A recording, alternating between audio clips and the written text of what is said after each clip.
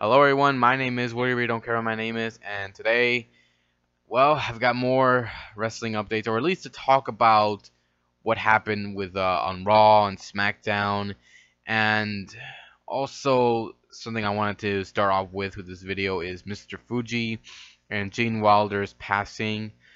Both men passed away a few days ago. Mr. Fuji on Sunday and Gene Wilder on Monday, the next day. Uh, it was very surprising to hear both men passing away and both, 24 hours away from each other. It was very surprising to hear this, and it's a real shame. I mean, Gene Wilder was a great actor, was very funny, and has been in a lot of great films. The one that I can think of that I consider one of my favorites is the Willy Wonka and the Chocolate Factory movie. I mean, that one, it was the very first one I ever saw involving Gene Wilder, and I saw it as a kid, and I had a lot of fun watching that movie. But the one that I actually liked more about it was anything that involved Gene Wilder, I enjoyed watching. It was so much fun. It was very funny. It was very entertaining. And, that scene, the tunnel scene, I still consider it one of the most strangest scene I've ever seen. Especially the way he was acting in that movie. It was like, wow, that was funny. Mr. Fuji, uh, former multiple-time tag team champion, considered one of the greatest managers of all time. And you know what? I can see why. I mean, this guy used to manage a lot of great wrestlers.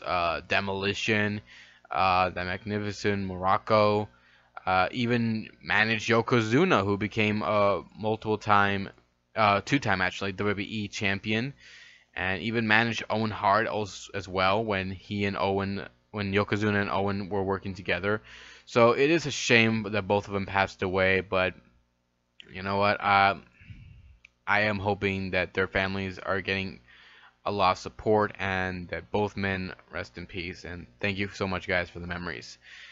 All right, next thing I want to talk about is Raw. There wasn't a lot to talk about the show except for the Fatal 4-Way match, which was the main event, and it was for the WWE Universal Championship.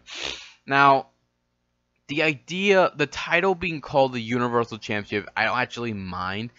It's the title I have so much issue with. I think a lot of people still have a problem with that title. It's just so stupid. It doesn't look like any title that anybody should go after, and it's not even unique or even different from the WWE World Championship, which is a shame because I think this title could have been unique. Uh, but yeah, anyways, what about the Fatal 4-Way match? How was that? Tell you the truth, I actually had fun watching this match. I had fun watching how all four men were doing in this match, especially Big Cass, who, looked good in this match. This was his first ever championship match, and he did well against both Owens, against Seth and Roman. He looked very good. Him being eliminated first was surprising. I thought he'd be eliminated second, but you know what? This was fine, because after that, we had Roman getting his ass kicked and him trying to fight up against both these men. And look, say what you want about Roman. You may not like the guy, but this guy is busting his ass to try to, do his job and give the crowd a great show. You gotta respect him for that, and I do respect him for it. He's taking a lot of shit, and he is still coming back in to keep on fighting, even if he doesn't get a lot of cheers from the crowd. And he looked good in this match. Him, Seth Rollins, Owens, they all looked good. I was also glad that Owens stayed out of this matchup because I was afraid he might have gotten eliminated next. But thankfully that wasn't the case. Triple H came back, pedigreed Roman, threw him into the ring, Seth pinned him, Roman was out. Then Triple H threw Owens into the ring, and it looked like he was going after him, but I knew right away, the moment he did that and didn't leave, I knew right away that he was going to turn on Seth. And he did. Triple H turned on Seth Rollins. That got the crowd, cheering loudly. It got a good pop. Not the best kind of pop I've ever heard, but it was a good pop because we all were waiting for it. We were all waiting for Triple H to turn on Seth. And when it finally happened, Kevin Owens became the new Universal Champion. So congratulations to KO. KO Mania was running wild. Indeed it was. And the crowd loved it. They were all chanting, "You deserved it." Kevin Owens indeed deserved it. I was very happy for the guy. But as far as I'm concerned, this still wasn't the best Raw ever. I still thought they should have more work on their other, matches and their talent. But for now, I was very happy with KO as the new Universal Champion, and now very curious to see how things are going to go with him as the champion. Alright, SmackDown. Anything interesting there? Not really. It was okay. The only thing I did like about it was probably Miz starting off the show talking about last week. And he's still talking about it. Then Ziggler came out and looks like they're going to fight at Backlash. I don't really care about that. I mean, these two can have a great match, but I don't really want to see this rivalry. I mean, Ziggler should turn heel. We had a segment with Bray and Orton, but I didn't care much for it either. The one thing I did like was Heath Slater and Rhino, advancing in the tournament, in the tag team tournament, after defeating the Headbangers, which I still gotta say, why did you bring this team back? I mean, really?